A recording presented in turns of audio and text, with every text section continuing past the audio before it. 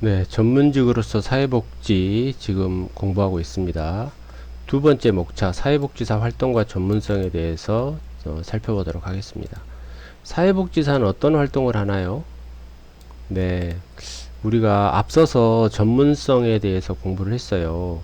사회복지 전문성이라고 하는 것은 뭐 여러 가지의 과정이라던가 지위 또 어떤 속성 그리고 권력을 가지고 있어야 된다. 독점권 이런 것들을 가지고 있어야 된다는 것들을 우리가 살펴봤는데 우리 사회복지사는 휴먼 서비스, 다시 말해서 인간 서비스, 인간을 대상으로 하는 서비스로서는 이미 전문직으로 자리매김했다라고 판단할 수 있어요. 그래서 많은 사회 정책에서 또 사회복지 정책이나 관련 법규 이런 걸 보면 사회복지사 자격증을 반드시 소지해야만 이런 일을 할 수 있다 라고 또 돼 있어요. 대표적인 것이 아까도 얘기했지만 사회복지직 공무원 지원 자격이 어떻게 되나요? 사회복지사 자격증을 소지한 사람만 할 수 있어요.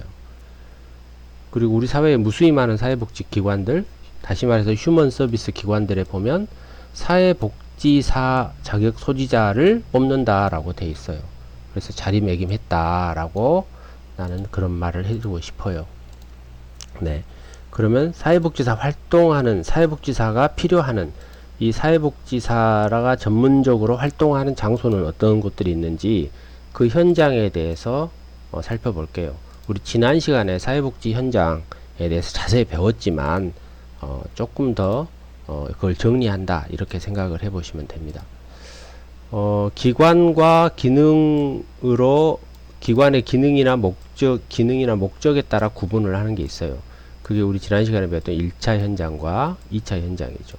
그래서 1차 현장은 사회복지를 직접적으로 제공하는 곳들을 우리가 1차 현장이라고 해요. 그래서 많은 사회복지기관들, 뭐 사회복지관, 노인복지관, 뭐 사회복지시설, 노인요양원, 양로원, 우리가 흔히 보는 사회복지시설들은 다 1차 현장에 속합니다. 근데 2차 현장은 뭡니까? 네, 1차적 기능이 따로 필요 없기 때문에 2차 현장에서 사회복지사가 필요로 하는 곳이에요. 이를테면은 학교 사회복지사, 뭐 군 사회복지사, 의료 사회복지사, 교정 사회복지사 이런 것들이죠. 우리 지난 시간에 다 다뤄봤어요. 그 다음 두 번째 설립 주체에 따라 우리가 현장을 구분을 합니다. 설립 주체가 공공기관이냐 민간기관이냐 이런 것이죠. 그러면 재원은 어디서 나와요? 공공기관은 당연히 정부 지원으로 운영이 되겠죠. 민간기관은 어때요? 기부금이나 후원금, 재단 전입금, 이용료 이런 것들로 운영이 되는데 실제로 보잖아요. 그러면 기부금, 후원금은 다 받을 수 있어요. 공공기관이든 민간인 기관이든. 그리고 여기서 말하는 뭐 재단 전입금, 뭐 민간기관 또 특히 민간기관은 사회복지법인, 재단법인 이런 데인데요. 이런 데 다 사회복지시설을 운영합니다. 그런데 실제로 들어가 보면 운영비는 어디서 받냐? 정부에서 대부분 지원을 받습니다. 다시 말해서 사회복지 사업은 공식적인 사업들이 많아요. 다시 이 말은 정부가 지원한다 이렇게 볼 수 있어요. 하지만 주체에 따라 구분한다는 것은 공공기관이 주체냐 민간기관이 주체냐 이렇게 구분을 하는 것입니다. 그 다음에 주거서비스 제공 여부에 따라 구분하는 겁니다. 생활시설과 이용시설로 나뉩니다. 생활시설은 뭐예요? 주거를 제공합니다. 주거. 그러니까 주거라는 건 뭐예요? 집을 제공하는 것이죠. 그래서 집뿐만 아니라 의식주. 네. 거기서 옷도 입고, 거기서 먹기도 하고, 거기서 잠도 자죠. 네. 그런 서비스를 제공하는 것들을 우리가 생활 서비스, 생활시설이라고 해요. 무슨 뭐, 아동 생활시설, 아동 양육시설, 청소년 쉼터, 노인 요양시설, 그리고 양로시설, 장애인 요양시설, 이런 것들이 다 생활시설이죠. 가서 24시간 365일 생활하는 곳이잖아요. 근데 이용하는 곳은 뭡니까? 잠깐 이용하는 것이죠. 잠깐. 네. 이 잠깐 이용도 크게 두 가지로 나뉘어요. 하나는 여가시설. 이를테면 지역사회복지관, 뭐 잠깐 이용하는 뭐 그런 기관들이 있어요. 근데 재가복지시설이 있죠. 재가복지시설도 이용시설에 속합니다. 재가시설의 종류를 보면 방문사업, 뭐 주야간보호사업, 그리고 단기보호사업 이런 것들이 있죠. 이런 것들 다 재가복지시설이라고 하는데 그것은 이용시설이다. 이렇게 구분 지을 수 있습니다. 그 다음에 서비스 제공 방식에 따라 달라요. 행정기관이냐 아니면은 공공기관이냐 민간기관이냐 이렇게 나눠집니다. 자, 행정기관은 뭐예요? 주로 행정을 담당하는 것이죠. 서비스 전달 체계를 효율적으로 제공하기 위해 주로 행정 업무만 담당해요. 행정 업무만. 직접 전달하기보다는 행정 업무만 담당하는 것이에요. 그러면 행정 업무만 보는 것을 크게 또 공공과 민간으로 나눠집니다. 그래서 공공기관으로서는 중앙정부가 보건복지부가 있고요. 여성가족부 등이 있어요. 그리고 민간 조직으로서는 사회복지사협회, 사회복지협의회 이런 민간 단체들이 있어요.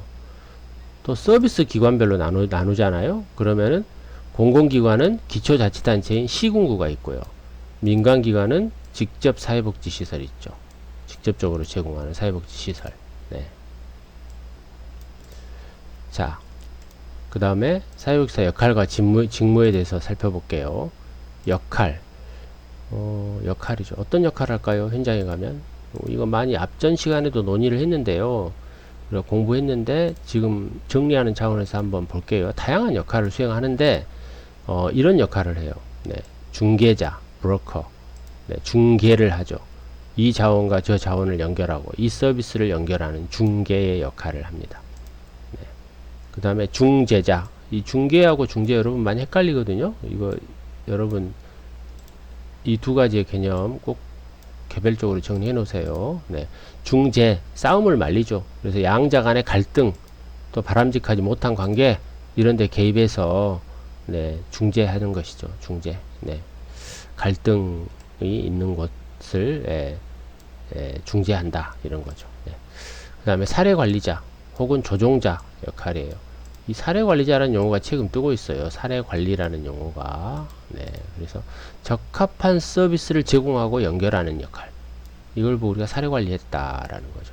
왜? 클라이언트는 각각의 욕구와 문제가 다 달라요. 그래서 사례관리의 가장 기본은 개별화를 하는 거죠. 개별적으로 각각의 사례로 보는 겁니다. 그 다음 옹호자의 역할이죠. 옹호자를 꼭 클라이언트 옹호만 아니고 모든 옹호자 역할. 그래서 대변하고 클라이언트 대신 방어하고 클라이언트를 개입해주고 막아주고 대신 말해주고 이런 역할을 합니다. 조직 분석가 역할입니다. 조직 분석을 왜 해요? 더 좋은 서비스를 제공하기 위해서. 우리가 기존의 조직이 효율적이지 못하다 그러면은 그걸 분석하죠.